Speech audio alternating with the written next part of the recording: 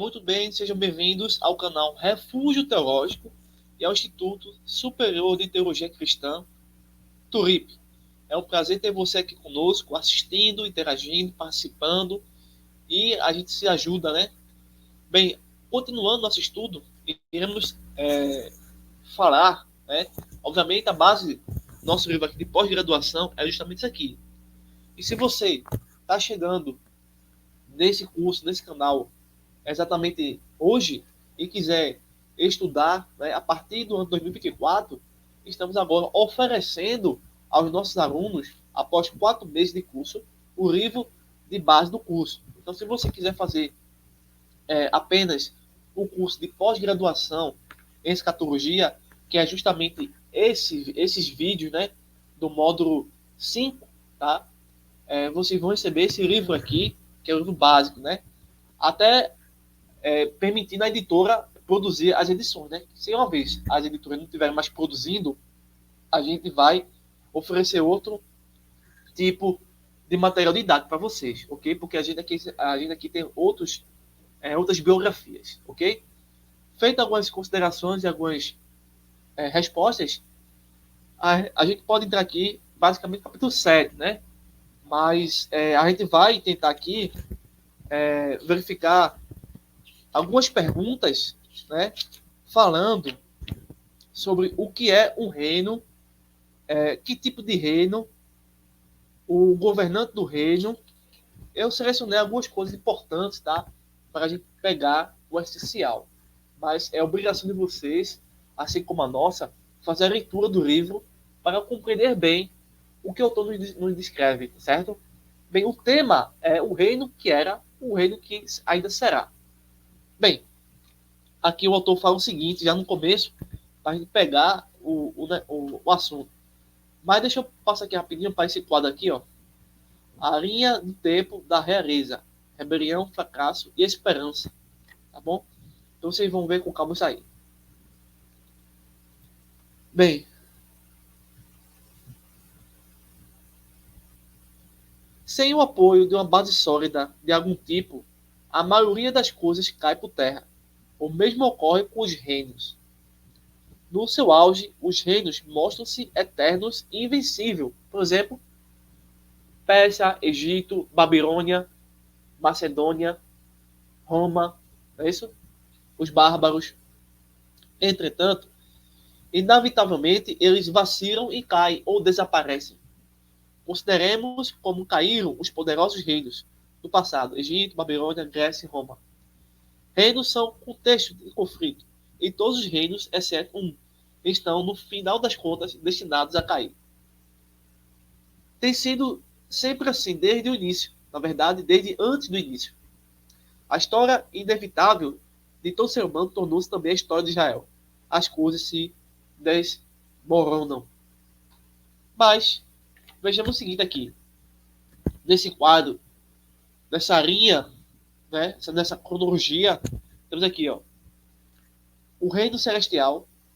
Antes do início dos tempos, Deus reinava sobre o reino celestial. E Satanás, um dos anjos de Deus, tentou usurpar-lhe o trono. Então a gente tem uma informação aqui muito importante e bíblica. Por quê? Eu particularmente, foi dito assim a mim, que Satanás queria a alma dos homens, queria ficar no lugar dos homens, né? Porque Deus começou a amar os homens mais do que os seus anjos, né? Houve essa explicação para a queda de Satanás. Mas isso não sei até onde isso realmente foi bíblico, mas pelo que as escrituras nos revelam, nos dizem, a gente precisa acreditar no que diz a Bíblia, não o que dizem outras pessoas. O que, na verdade, aconteceu foi que Satanás quis, primeiramente, vencer Deus e, ao mesmo tempo, construir o seu reino. As criaturas, para Satanás, não valem nada. O que ele queria é ser Deus, como Deus, e ter esse trono. É tanto que quando vai tentar Eva, Adão, ele diz assim, ó, tu serás como Deus. Então é isso que ele quis. Ele não quer ser como os homens são fracos, são pecadores. Ah, porque os homens foram criados à imagem e semelhança de Deus. Foi sim, mas o que a Bíblia diz é que ele quis ser maior do que Deus. E muitos homens que são feitos à imagem e semelhança de Deus, por exemplo, o anticristo, ele quer sim ser maior do que Deus e quer também ter o trono de Deus. Por isso que existe uma guerra já no céu. Mas são outras questões mais que se relacionam com isso aqui. Temos o seguinte aqui embaixo: rebelião contra o rei. Então Deus formou um rei na terra que acabou sendo invadido por este anjo caído. A serpente satânica entrou no jardim e seduziu os portadores da imagem de Deus para juntar-se nessa rebelião. Aconteceu a vocês. Ele quis o trono de Deus. Então, Deus tem o seu trono no mundo espiritual e criou o trono no mundo físico. Já que ele não conseguiu ser maior do que Deus e nem o trono físico no reino, ele quis agora esse trono terreno. Mesmo ele derrubando os homens, mesmo ele vencendo os homens, ele não assumiu o trono do Jardim do Éden, por exemplo. O reino no caos. A rebelião da humanidade mergulhou o planeta em uma inundação de doença, tristeza, escuridão, morte e as maiores religiões falsas. Contudo, a esperança e a promessa de um reino e de um rei justo persistia. O rei prometido, mesmo enquanto Adão e Eva viam o jardim do Éden desvanecer-se no espelho retrovisor, as últimas palavras de Deus para ele foram a promessa de um rei tão poderoso que destruiria o poder da serpente.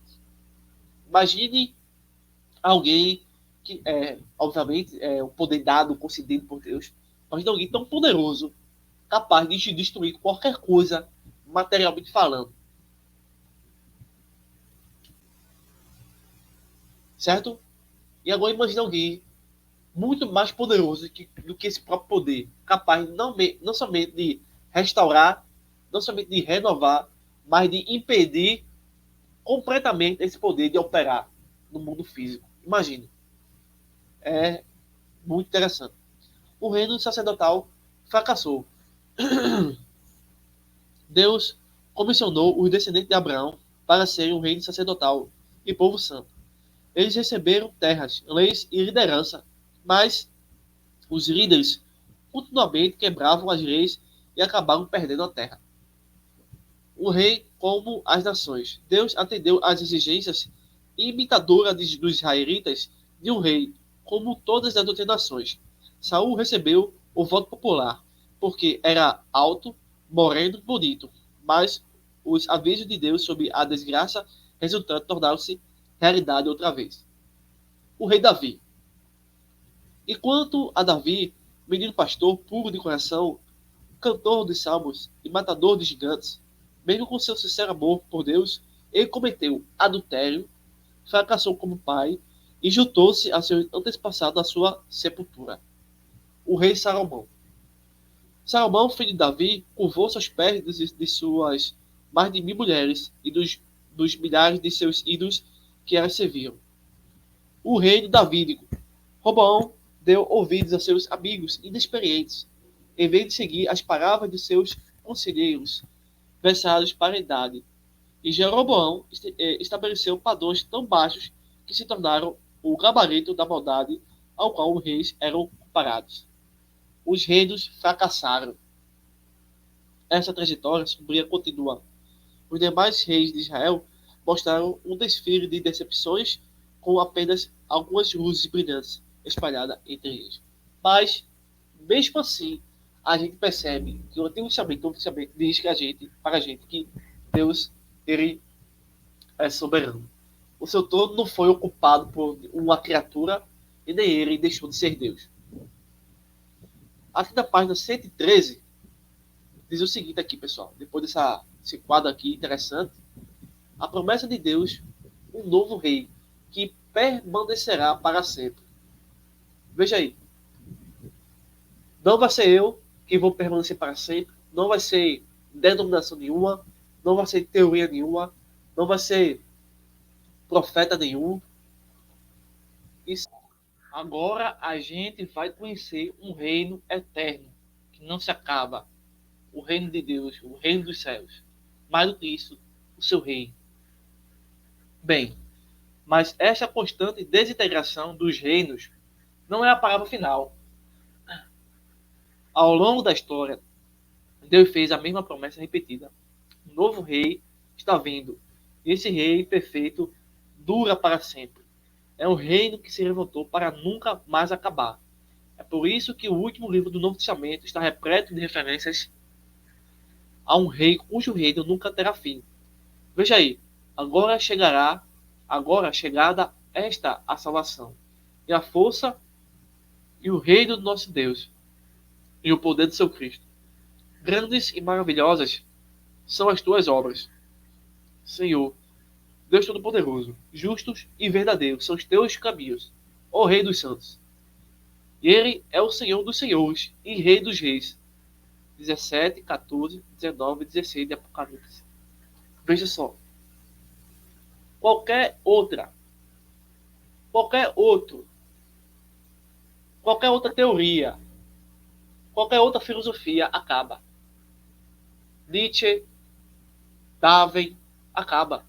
Mas estamos diante do Logos, estamos diante da razão, estamos diante da verdadeira divindade, que não se acaba, e o seu reino também não. Mais adiante, a gente vai ver aqui, isso aqui, ó. Uma longa linhagem de reis arruinados. Você vê aqui, ó, o reino unido sob Saul e o reino unido sob Davi e Salomão. Tem muitas pessoas mesmo, sejam evangélicas ou não, pensam que a sua denominação nunca vai acabar. Pensam que a sua placa de igreja é o reino de Deus. Você vê a igreja católica, você vê algumas igrejas evangélicas, tem construído monumentos. Eu fui, passei um certo tempo no antigo bairro, passei assim uma vez, e vi a antiga igreja que eu fazia parte. Hoje parece um castelo, parece uma construção muito bonita, uma construção fantástica. Realmente, cresceu muito a estrutura. Aí eu pergunto a vocês,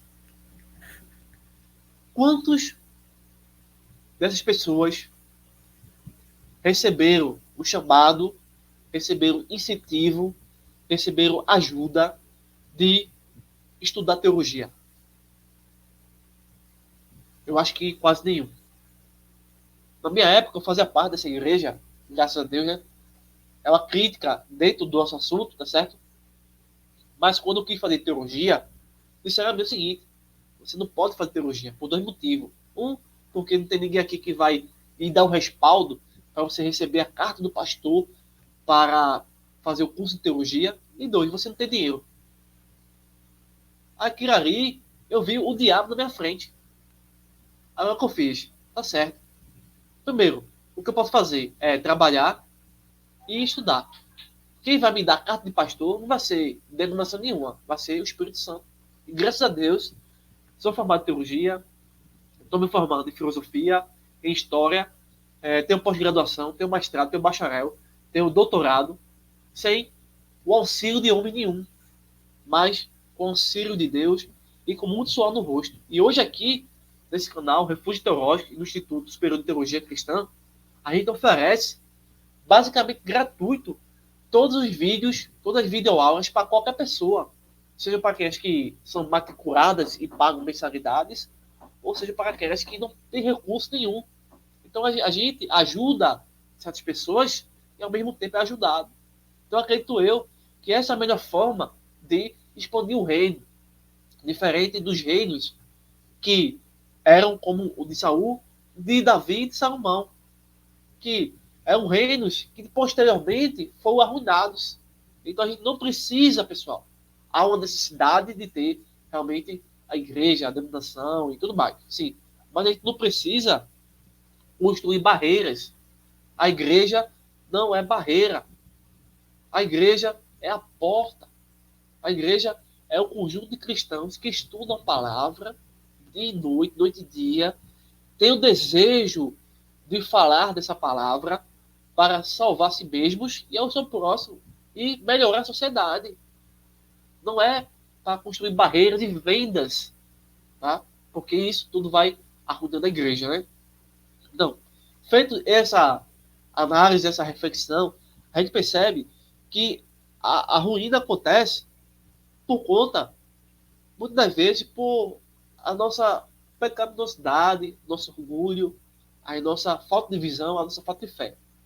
Aqui, nessa página, o autor ele vai trabalhar o reino davídico. Você vê aqui, ó. Nessa primeira parte aqui, ó, ele pega os reis, tá? Que vai falar sobre o reino Davi de Israel, o rei do norte, que é as datas, e embaixo, o rei do sul, que é o reino de Judá. Os reis que sucederam, posteriormente, governaram Israel. E ele vai falar sobre a cronologia do reino davídico. Na outra página, ele aqui, depois dessa análise, ele fala sobre 4 pontos de vista acerca do reino. Aí ele tem a visão pré-milenismo dispensacionalista, que diz o seguinte: o reino prometido será estabelecido quando Jesus voltar para a terra, após o arrebatamento da igreja, e aos 7 anos de tribulação. Jesus reinará desde o trono de Davi em Jerusalém, restaurará a nação judaica e governará sobre Israel e as nações por 1000 anos. Jesus oferece esse reino milenal para Israel durante seu ministério terreno com os apóstolos, mas os líderes religiosos da sua época rejeitaram a oferta. Deus adiou o reino milenal e estabeleceu uma nova forma de reino, nunca prevista no Antigo Testamento. Esse reino inclui todos aqueles que creem em Jesus. Depois ia apresentar o pré-milenismo histórico, o amilenismo, o pós-milenismo, e aqui ele fala sobre o reino desposta. Nesse quadro, diz assim: embora o encargo da mensagem de Jesus fosse o reino de Deus, em nenhum lugar ele o definiu. Não está registrado que alguém tenha lhe perguntado o que significa reino de Deus. Ele presumiu que se tratava de um conceito tão conhecido que não precisava de definição. Alguns teólogos defendem a definição, mas já viu, e outros não defendem a definição.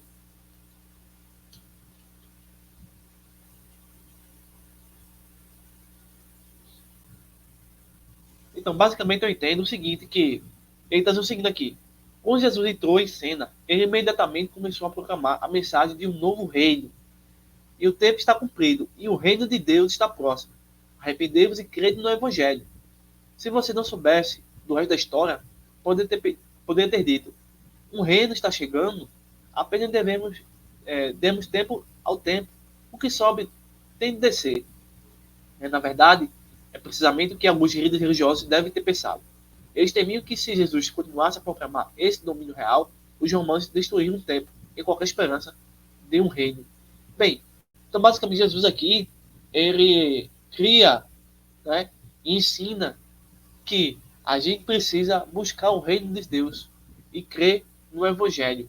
Né? Precisamos agora não apenas verificar o ambiente material, mas o ambiente espiritual, que esse reino está realmente sendo cumprido e está sendo cumprido continuamente, até no Apocalipse, que a gente já mencionou aqui para vocês. Indo mais adiante, vejamos o seguinte aqui: o que é um reino? Temos aqui, ó, o que é um reino? As perguntas mais básicas são, muitas vezes, as mais facilmente descuidadas. Antes de prosseguirmos a fundo, vamos investir em uma pergunta simples: o que é um reino? O reino requer 3 elementos: um governante, um domínio e um reinado. O governante é o indivíduo cuja posição o coloca acima de todas as pessoas. O único que tem autoridade e poder para reinar. Ou seja, Jesus é o governante. O Pai é o governante, o Espírito Santo é o governante. Ou seja, a partir disso aí, nós não temos um Papa. Nós não temos um ser humano que ocupe o seu governo. Que se atrever a ocupar o governo de Cristo é o anticristo, é Satanás. Então, as pessoas que estão nas seitas, nas falsas religiões, elas estão colocando como governante de sua vida espiritual, enfim, outro ser humano. estão colocando o próprio demônio. Por quê? Estão modificando o reino na visão dessas pessoas, né? Só que, ao contrário disso, esse reino é eterno. E o reino que essas pessoas estão criando vai desaparecer. Um governante tem de ter um domínio sobre o qual reinar, uma área definida ou pessoas sobre quem sua autoridade é legítima. O governante e o domínio são fatos meramente mortos, sem um reinado ativo. O reino de um governante é o exercício ativo de sua autoridade, que resulta em decisões, decretos, tratados legais e triunfos heróicos. Ou seja, é basicamente a ideia de que a nossa regra de fé e prática é a Bíblia. E é essa forma que, atualmente, o reino de Deus ele domina, né? Ele cria, gerando assim a doutrina cristã, e onde esse governante domina o espaço e o tempo. Aqui embaixo, o autor fala aqui agora sobre que tipo de reino. Com esses elementos em mente, que tipo de reino os escritores do Antigo Testamento proclamavam, que Deus revelou ao seu povo no Antigo Testamento, para configurar a esperança do reino. E o que essa esperança significa para a nossa esperança hoje. Vamos dar uma olhada na expectativa do Antigo Testamento, que tange a expectativa de um governante, um domínio e um reinado. Veja aqui, ó. O governante do reino. Temos esse quadro aí, ó. Tá vendo? Resumindo aqui a situação, o rei antigo, futuro e perpétuo. Que tipo de reino os profetas do Antigo Testamento predisseram? Seja expectativas inspiradas pelo Espírito. Aspecto do reino, expectativa para o reino, o governante. O rei seria o próprio Deus, o rei também seria um representante humano de Deus. O domínio, o reino encheria a terra, o reino incluiria os não-judeus, o reinado, o reino duraria para sempre. O reino seria justo. Veja que teologia fantástica, tá? Fantástica isso aqui. Agora a gente vai ver uma outra parte que é o domínio do reino, que é aqui a página 122. Aqui, ó. Aqui, o domínio do reino. Então, na terra como no céu. Esse é o domínio. Então, rodeado pelos 12 apóstolos, incontável multidão de ouvintes numa elevação geográfica, com vista para o mar da Galileia, Jesus deu audiência uma oração modelo. Nessa oração, ele orou: venha o teu reino, seja feita a tua vontade, tanto na terra como no céu. Então, no céu, a vontade dele é feita perfeitamente. Na terra, o oposto é verdadeiro. Essa forte contraste leva muitos cristãos a acreditar que eles estão indo para o céu, enquanto a terra está destinada para o monte de lixo. Porém, essa nítida distinção entre a terra e o céu reflete o retrato verotestamentário do futuro, o prometido reino de Deus. Os patriarcas, profetas, sacerdotes e reis esperavam um reino etéreo e espiritual existente em algum lugar no céu. Então, os profetas hebreus responderam a essa pergunta com um sonoro não. Esperança do Velho Testamento era uma esperança terrena. Os israelitas esperavam uma renovação abrangente que tocaria todos os aspectos da existência humana. Eles olhavam para a frente, para um tempo em que a terra se encheria do conhecimento do Senhor, como as águas cobrem o mar. Isso é o domínio do reino. E agora a gente vai ver aqui uma outra parte falando sobre o reinado do rei. Veja aí. Na página 125, você observa aqui, ó, um reino eterno, um reino justo. Você vê aí. Então, a palavra justiça evocamos a vaga sensação de piedade pessoal e privada. Mas a justiça bíblica nunca teve o propósito de permanecer sentada nos estudos ou ficar flutuando por aí, intocada pelos assuntos humanos diários. No Antigo Testamento, a justiça tem os pés no chão, circula pela casa e se cansa no mercado. E por isso que a repressão profética concentra-se tão frequentemente nos problemas da comunidade, a exploração dos pobres, a repressão, o abuso, a hipocrisia, a parcialidade para com os poderosos. Então, os antigos israelitas fiéis não esperavam um reino que se esquivasse de tais problemas terrenos, optando por um reino místico situado nas nuvens. Esperavam justiça, equidade e parcialidade, que libertaria os cativos, isto é, o reinado do rei. que é eterno e justo.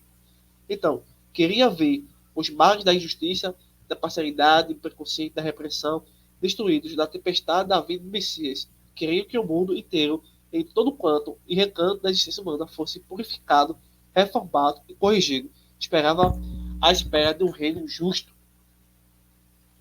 Na página 127, a gente tem aqui 4 pontos de vista sobre o reino de Deus. Tá? A questão das teorias, tá? O rei vindouro, aí nós temos aqui a visão amilenista, pós-milenismo, pré-milenismo histórico e o pré-milenismo. Essa aqui o que nós defendemos, tá? Que é o reino terreno ainda aguarda o cumprimento centrado das promessas de Deus para Israel.